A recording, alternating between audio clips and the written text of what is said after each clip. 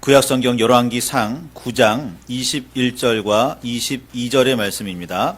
열왕기상 9장 21절과 22절입니다. 찾으셨으면 우리 함께 말씀을 봉독하시겠습니다. 곧 이스라엘 자손이 다 멸하지 못함으로 그 땅에 남아있는 자손들을 솔로몬이 노예로 역군을 삼아 오늘까지 이르렀으되 다만 이스라엘 자손은 솔로몬이 노예를 삼지 아니하였으니 그들은 군사와 그 신하와 고관과 대장이며 병거와 마병의 지휘관이 됨이었더라. 아멘. 아멘. 다 자리에 앉으시기를 바랍니다. 주님의 크신 은혜와 그 사랑이 저와 여러분 안에 함께 하시기를 소망합니다. 예루살렘 성전을 7년 만에 모두 마친 솔로몬은 여호와의 언약궤를 자신이 지은 성전 안에 옮겨놓게 됩니다. 성막도 그랬지만 성전의 지성소는 여호와의 언약궤를 두기 위해서 특별히 구별된 공간이었습니다. 성전은 여호와의 언약궤를 위한 집이라고도 볼 수 있겠습니다. 언약궤 안에는 여호와 하나님께 받은 10계명 돌판 2개와 아론의 쌍난 지팡이, 그리고 광야에서 먹었던 양식인 만나 한 그릇이 들어 있습니다. 히브리서 9장 4절에 그렇게 기록되어 있지요. 10계명 돌판들은 하나님의 율법을 의미합니다. 아론의 쌍난 지팡이는 하나님께서 택하여 세우신 제사장의 권위, 이런 것들을 의미한다고 볼 수 있겠고, 만나는 하나님의 돌보심, 섭리를 의미한다 하겠습니다. 그러나 본래 10계명 돌판들을 보관하던 곳이 언약궤이지요. 나중에 이렇게 하나, 둘 더 넣기는 했지만, 본래 하나님께서 그 상자를 만들게 하신 목적, 법궤를 만들게 하신 목적은 언약을 하나님의 언약을 모시라는 거였어요. 10계명 돌판을 모시는 겁니다.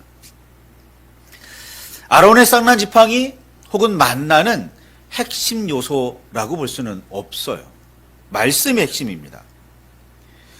그리고 그 언약궤 덮개 부분에 해당하는 것을 좀 다르게 부르기를 속죄소라고 부릅니다. 혹은 하나님과 만남의 장소라는 뜻으로 부르기도 해요. 하나님의 만남이 이루어지는 그곳이라고 말하는 거죠. 왜냐하면 말씀이라는 기초 위에서 말씀에 비추어 잘못된 것을 하나님 앞에 아뢰는다라는 거예요. 그러면서 속죄하는 거죠. 하나님, 제가 말씀에 비추어 잘못한 것이 있다면 용서해 주십시오. 그게 법궤 뚜껑 속죄소가 가지는 의미인 겁니다. 하나님의 법이, 하나님의 말씀이 성전의 핵심이에요.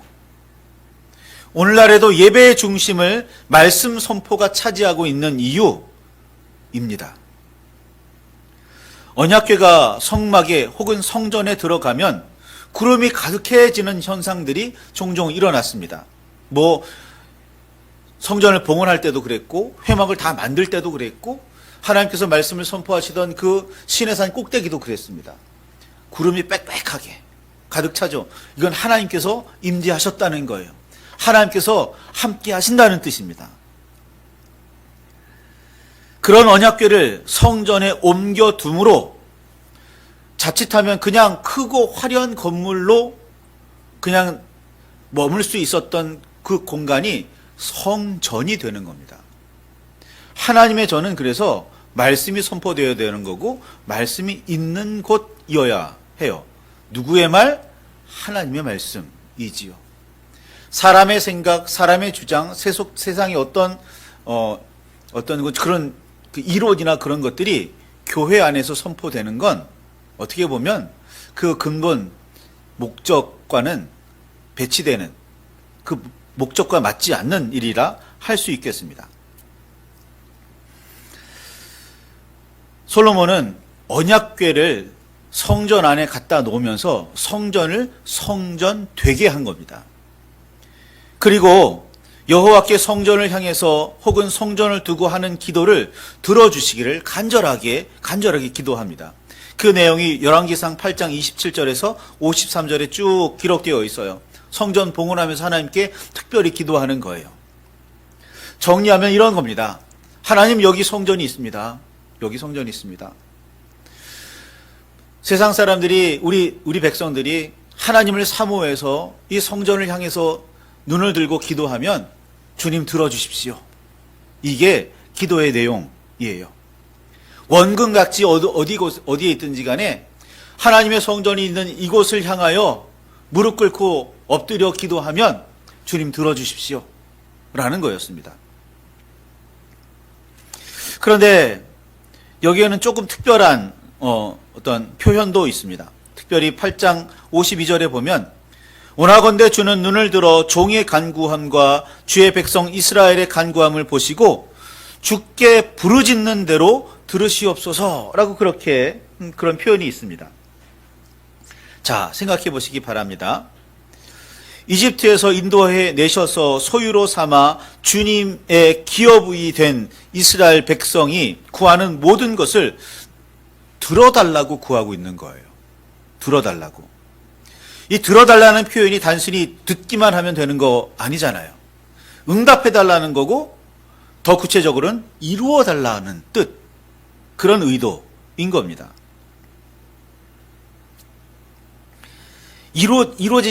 이루어지거나 지지 않거나 상관없습니다. 주님 듣기만 해주십시오. 이런 표현 아니라는 거예요. 따라서 성전을 봉헌하면서 하는 솔로몬의 기도의 핵심은 어떤 상황에서든지 성전을 향해서 기도한다면 주님 들어주십시오. 이루어주십시오.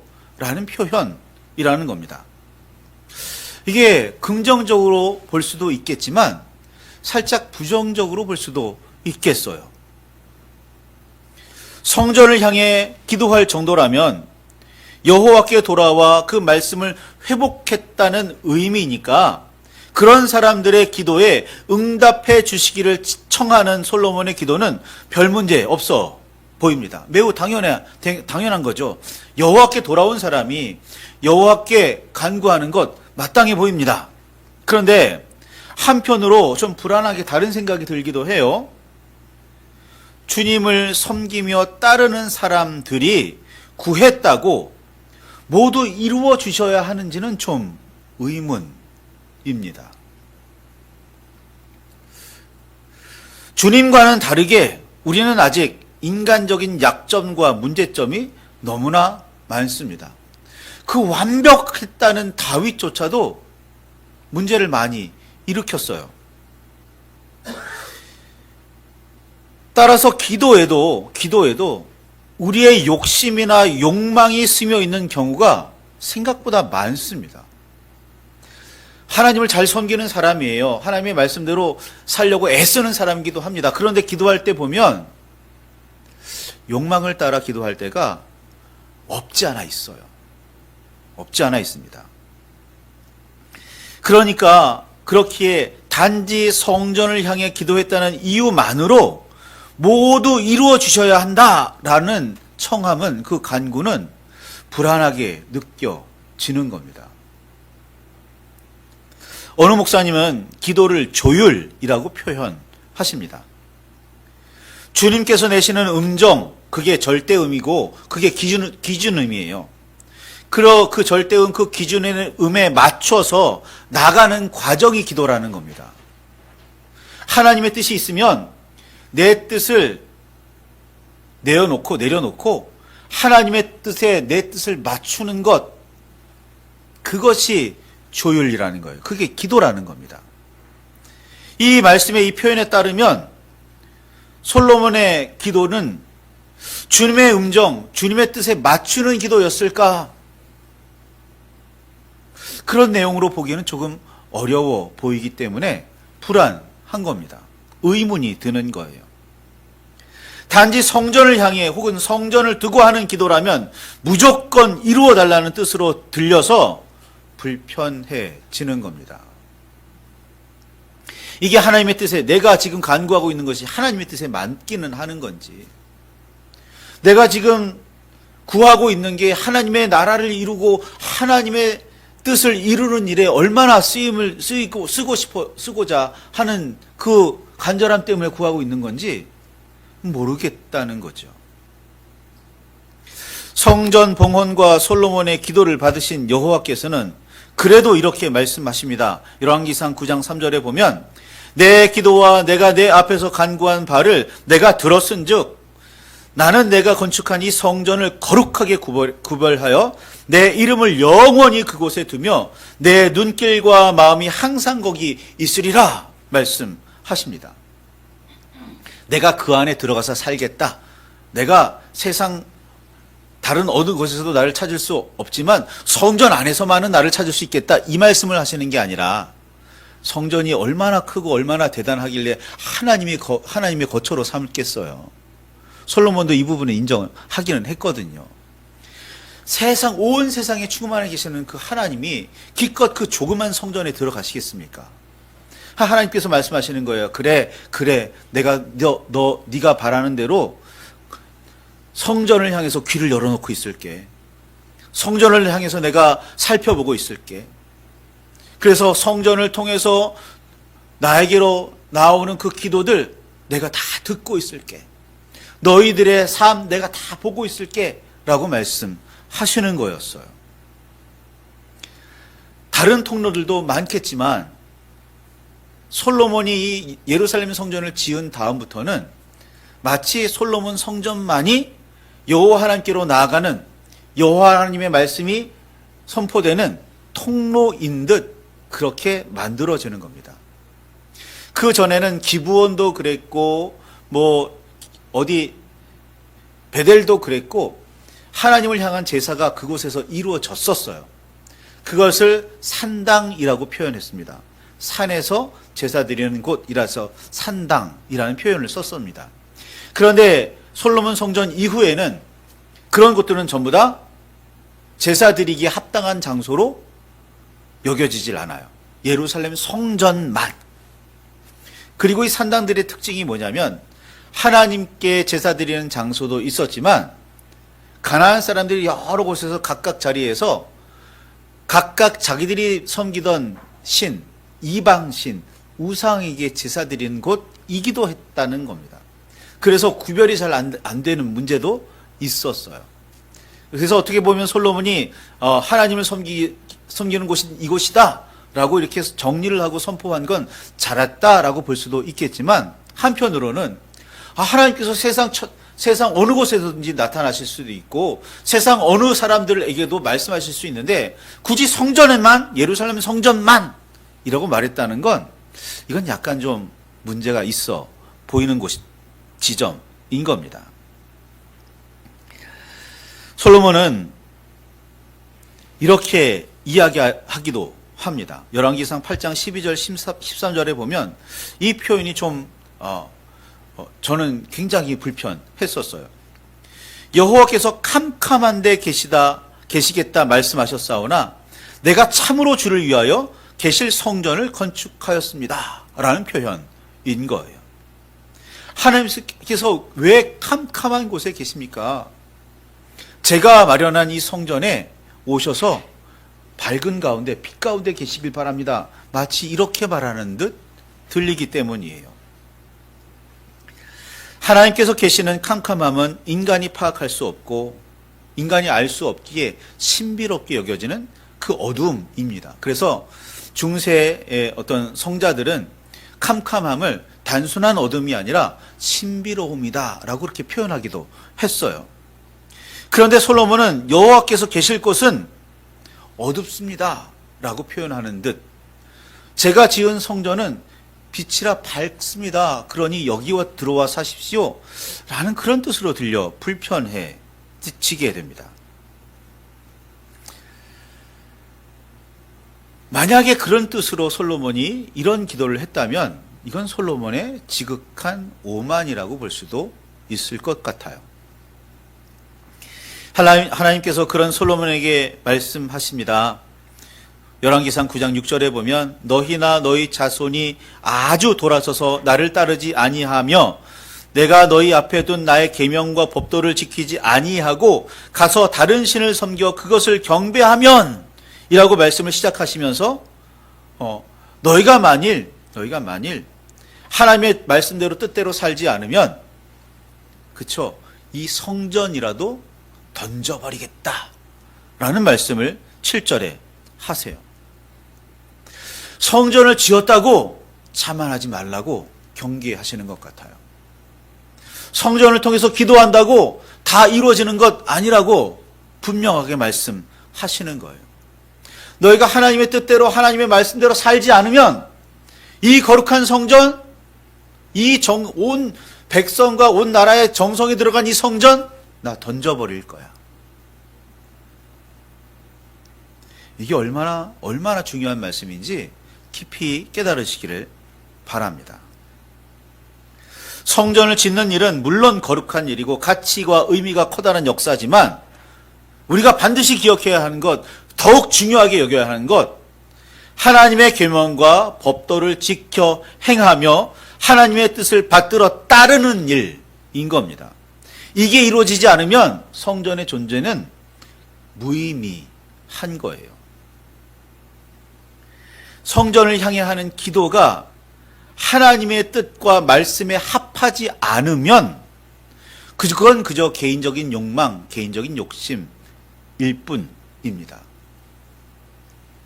성전을 지어서 여호와 앞에 바쳤다며 자신만만해하는 솔로몬에게 여호와께서 하시는 말씀의 핵심은 너무나도 분명합니다. 여호와의 음성에 귀를 기울이고 여호와의 뜻을 받들어서 행해야 한다고 너무나 확실하게 말씀하고 계십니다. 아무리 누구도 이루지 못했던 다윗마저도 할 수 없었던 성전 건축과 봉헌을 이루었더라도 여호와 앞에 다윗만큼 뛰어난 사람이 되기 위해서는 하나님의 말씀 앞에 온전해야 한다는 겁니다. 성전 건축과 같은 대단한 공로를 세웠다고 해도 하나님의 뜻을 받들어 말씀대로 행하지 않으면 하나님의 사람일 수 없습니다. 하나님의 사람이 아닌데 하나님께서 은혜와 복을 주시겠어요? 이 중요한 겁니다. 성경은 이어서 이렇게 이야기합니다. 열왕기상 9장 15절에 솔로몬 왕이 역군을 일으킨 까닭은 이라면서 설명을 이어가고 있어요. 솔로몬 왕이 역군을 일으켰어요. 많은 노동자들이 필요했거든요. 왜냐하면 솔로몬 왕은 재위 기간 내내 대토목공사에 해당하는 커다란 공사들을 늘 하고 있었습니다. 성전 건축에요 7년이 걸립니다. 그 다음에 자기 왕궁을 건축하는데 13년이 걸려요. 그것만 할게요. 국고성도 지었죠. 병거성도 지었죠. 자기 왕비를 이집트 공주를 왕비로 삼았는데 그 왕비를 위한 궁전도 따로 지었죠. 나라의 방위라는 게 그냥 말만 한다고 되는 것 아니잖아요. 군사력도 키워야 하는 거고, 그러니까 수많은 요새들도 지었단 말이에요. 그러니까 이 노동이라는 것, 이 역사라는 건 계속 이어졌으니 얼마나 많은 일꾼들이 필요했겠습니까? 그래서 역군을 일으켜요. 일할 사람들을 일으킵니다. 계속해서 그런 일들이 벌어졌으니까요. 그런데 여러분 역사를 공부해 보시면 대토목공사를 일으켰던 왕들은 대부분 폭군이라는 그런 평가를 받게 됩니다. 대표적인 예가 진시황인 거죠. 여러 가지 이유가 있기는 하지만 진시황이 뭐 했어요? 만리장성 쌓고, 그렇죠, 수로파고 난리였단 말이에요. 그 짧은 시간에 그 엄청난 일을 하려면 얼마나 많은 노동자들이 동원됐겠습니까? 그런데 생각해 보세요. 그 사람들은 각각 한 사람의 그 자기 가정을 일궈야 할, 심지어 밭을 갈아서 자기 가정을 먹여 살리기도 하고 나라에 세금도 바쳐야 하는 사람들이잖아요. 그 사람들이 나라에서 필요하다고 전부 다 노동력을 다 가져가면 누가 농사를 져요? 농사에서 곡식을 거두지 못하면 어떻게 세금을 내요?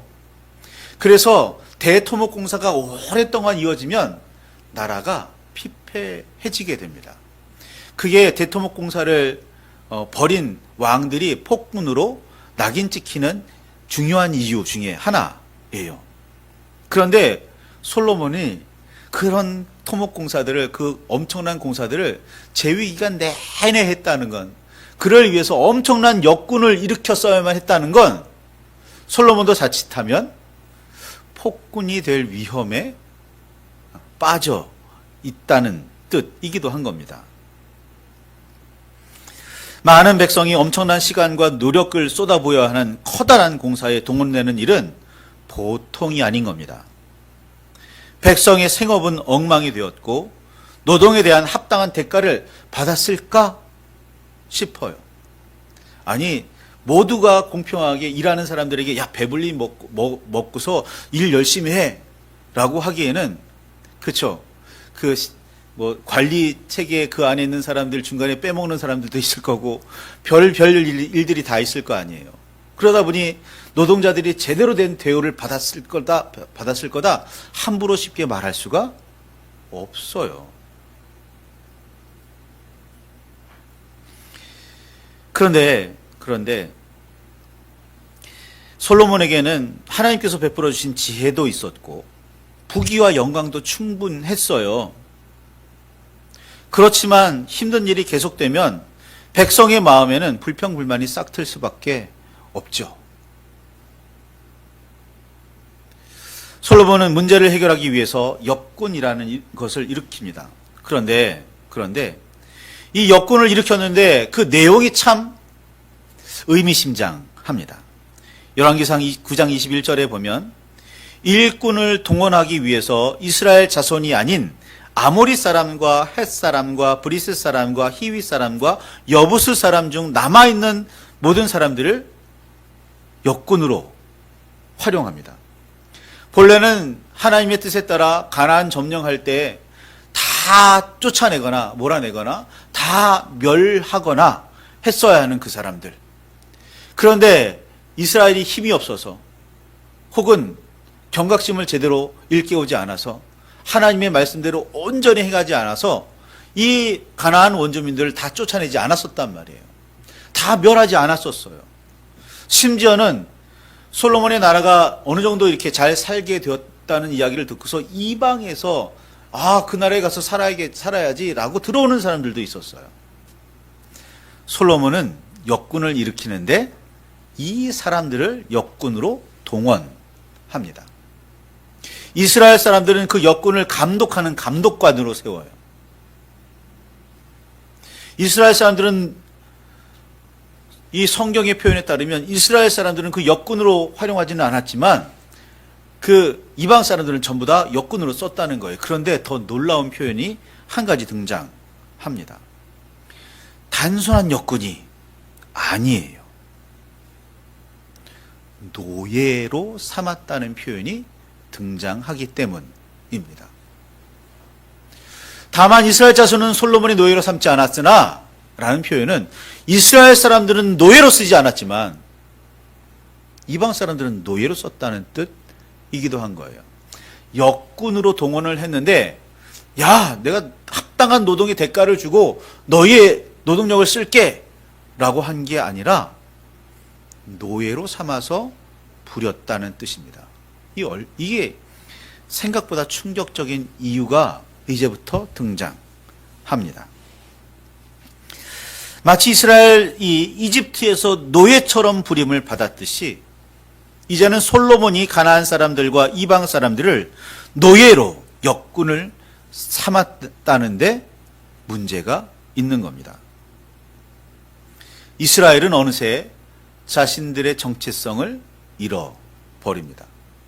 자신들이 기억하고 실천해야 할 하나님의 말씀을 잊어버렸습니다. 많은 나라와 민족을 거느린 제국의 우두머리처럼 다른 민족을 노예로 삼아 강제 노역을 시킨 거죠.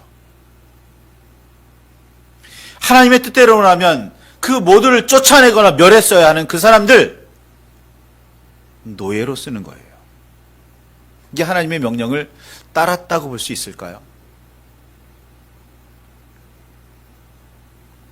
한술 더 떠서 그들을 압제하고 노예로 삼아 버립니다. 여러분, 이 말씀을 기억하시기 바랍니다. 이집트를 탈출하는 이스라엘에게 하나님께서는 이렇게 말씀하십니다. 레위기 19장 18절에 내 이웃 사랑하기를 내 자신과 같이 사랑하라. 나는 여호와이니라. 그런데 솔로몬은 당시 이스라엘에게는 동족인 이스라엘만 이웃으로 여겼을 뿐 이방 백성은 이웃으로 여기지 않았다는 거예요. 심지어 하나님께서는 너희가 나그네 되었었다는 사실을 잊지 말아라. 그래서 나그네를 함부로 대하지 말고 나그네를 돌보라고까지 말씀하십니다. 그러면 이방 사람들, 솔로몬의 나라에서 살겠다고 자기 고향을 떠나서 그 이스라엘로 온 사람들은 이방인들이잖아요. 나그네잖아요. 그렇죠? 그 나라 안에서 제대로 대우받지 못하고 정착하지 못한 가나안 원주민들 역시 나그네인 거잖아요. 근데 그들을 돌보거나 그들을 잘 하나님의 백성처럼 이웃처럼 대하기보다 노예로 삼았다는 거예요. 역군을 삼았다는 겁니다. 예수님께서는 하나님 사랑과 이웃 사랑이 율법의 핵심이고 하나님의 말씀이 가진 근본 정신이라고 분명히 말씀하셨는데, 그렇다면 솔로몬은 말씀의 근본 정신, 하나님의 율법의 근본 정신을 이때 잃어버린 거예요. 생각보다 심각한 문제였던 겁니다. 솔로몬과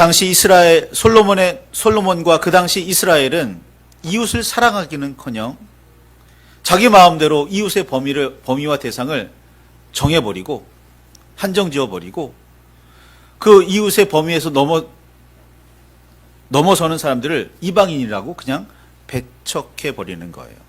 심지어 노예로 삼아 버립니다. 출애굽기 23장 9절에 나그네를 압제하지 말아라. 너희가 애굽 땅에서 나그네 되었은즉 나그네의 사정을 아느니라 하나님께 말씀하셨는데, 나그네의 사정을 아는 그 마음을 잃어버린 거예요. 이게 솔로몬이 통치하는 이스라엘의 문제점. 물론 겉으로 보기에는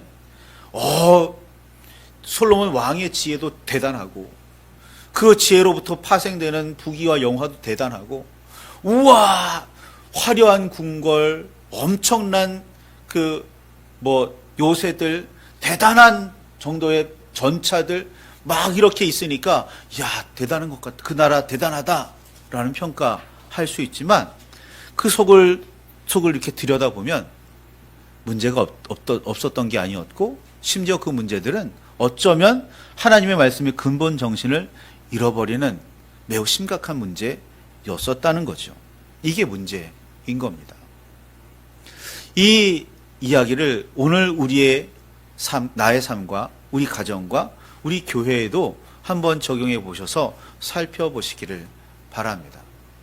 겉보기에는, 그냥 우리가 생각하기에는 이 정도면 충분할 것 같아요, 이 정도면 온전한 것 같아요 라고 생각하는데, 들여다보고 살펴보고 따져보면 문제가 되는 건 없을까? 우리는 정말 하나님의 뜻을 바르게 온전하게 받들고 있는 걸까? 그 하나님의 말씀이 내 삶에, 우리 가정에서, 우리 교회에서 진짜 이루어지고 열매 맺히고 있는가라는 건 깊이 묵상해야 하는 부분인 겁니다. 말씀을 붙들고 깊이 묵상하시기 바랍니다. 기도하시기 바랍니다. 정말 하나님의 뜻대로, 하나님의 말씀대로 행하며 살아서 열매를 맺고 있는지 말이지요. 우리 함께 기도하실 때 주님 우리에게 지혜와 힘을 주십시오.